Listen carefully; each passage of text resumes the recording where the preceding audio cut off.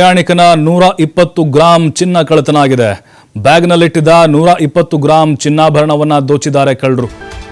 ಬಸ್ನಲ್ಲೂ ಬಿಡ್ತಾ ಇಲ್ಲ ಕಳ್ಳರು ನೋಡಿ, ಬರೀ ಮನೆ ಕನ್ನ ಹಾಕೋದಷ್ಟೇ ಇಲ್ಲ, ಅಂಗಡಿಗೆ ಹಾಕೋದಷ್ಟೇ ಇಲ್ಲ, ಪ್ರಯಾಣಿಕರನ್ನು ಕೂಡ ಬಿಡ್ತಾ ಇಲ್ಲ. 120 ಗ್ರಾಂ ಬರೋಬ್ಬರಿ. ಅದು ಹೆಂಗೆ ಗೊತ್ತಾಯಿತು ಕಳ್ಳರಿಗೆ ಗೊತ್ತಿಲ್ಲ, ಬ್ಯಾಗ್ನಲ್ಲಿ ಚಿನ್ನ ಇದೆ ಅಂತ ಹೇಳಿ. ಬೆಳಗಾವಿಯ ರಬಕವಿ ಬನಹಟ್ಟಿಗೆ ಪ್ರಯಾಣ ಮಾಡುತ್ತಿದ್ದ ವೇಳೆ ಈ ಕಳ್ಳತನ ಆಗಿದೆ. ಆನಂದ ಕೋರ್ಪಡೆ ದಂಪತಿಯ ಚಿನ್ನ ಕಳ್ಳತನ ಮಾಡಿದ್ದಾರೆ. ಬಾಗಲಕೋಟೆ ಜಿಲ್ಲೆಯ ರಬಕವಿ ಬನಹಟ್ಟಿ ನಿವಾಸಿ ಇವರು. ಬಟ್ಟೆ ಬ್ಯಾಗ್ನಲ್ಲಿ ಮಧ್ಯಕ್ಕೆ ಚಿನ್ನ ಇಟ್ಕೊಂಡು ಪ್ರಯಾಣ ಮಾಡ್ತಾ ಇದ್ರು. ಮನೆಗೆ ಬಂದು ಬ್ಯಾಗ್ ನೋಡಿದಾಗ ಚಿನ್ನಾಭರಣಗಳು ಕಾಣಿಸ್ಲಿಲ್ಲ. ಬಸ್ಸು ಫುಲ್ ಆಗಿದ್ದರಿಂದಾಗಿ ಕಂಡಕ್ಟರ್ ಸೀಟ್ ಕೆಳಗಡೆ ಬ್ಯಾಗ್ ಇಟ್ಟಿದ್ರು ದಂಪತಿ. ಅಲ್ಲಾಕೆ ಇಡೋಕೆ ಹೋಗಿದ್ರಿ, ಕೈಲಿಟ್ಕೋಬೇಕಲ್ವಾ, ಚಿನ್ನಾಭರಣ ಇದೆ ಅಂತೇಳಿ. ಈ ವೇಳೆ ಕೈ ಚಳಕ ತೋರಿಸಿದ್ದಾರೆ ಕಳ್ಳರು. ಬನಹಟ್ಟಿ ಪೊಲೀಸ್ ಠಾಣೆಯಲ್ಲಿ ಪ್ರಕರಣ ದಾಖಲಾಗಿದೆ.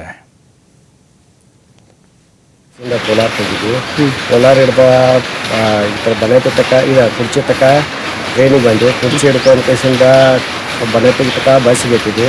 ಬಸ್ನಾಗ ಬತ್ತ ತಕ್ಕೂ ಬಂಗಾರ ಇತ್ತಲ್ಲಿ, ಯಾಕಂದ್ರೆ ಕುರ್ಚಿ ಟ್ರೈನ್ದಾಗ ಹತ್ತೊತ್ತಿನಾಗ ಬಂಗಾರ ಐತತ್ತೆ ನಮ್ಗೆ ಬರ್ತೈತಿ. ಅದಕ್ಕೆ ಬ್ಯಾಗ್ ನಾನು ತಕ್ಕೊಂಡಿತ್ತು. ಕುರ್ಚಿ ಬಸ್ ಹತ್ತಂತ್ಲೆಕ್ಕ ನಾವು ಬ್ಯಾಗ್ ಅಲ್ಲೇ ಇಟ್ಕೊಂಡು ನಿಂತಿದ್ವಿ. ಗಾಡ್ಲಾಗ ಅಂತಲೇ ಬ್ಯಾಗ್ ಅಲ್ಲೇ ಬಿಟ್ಟು ಕಿಸಿಂದ ಮುಂದೆ ಬಂದು ನೋಡಿ ಕಿಸಿಂದ ಬಸ್ ಸ್ಟ್ಯಾಂಡ್ದಾಗ ಇಳತ್ವಿ. ಬಸ್ ಸ್ಟ್ಯಾಂಡ್ದಾಗ ಇಳ್ಯಾಂತ್ಲೆಕ್ಕ ಇರೋದ್ ಕಸಿಂದ ಹಂಗೆ ಮನೆಗೆ ಬಂದು ಕಸಿಂದ ಬ್ಯಾಗ್ ತೆಗೆದು ನೋಡೋದಕ್ಕೆ ಬಂಗಾರ ಇರಲಿಲ್ಲ. ಹಂಗ ತೆಗಿಸಿಂದ ಕುರ್ಚಿ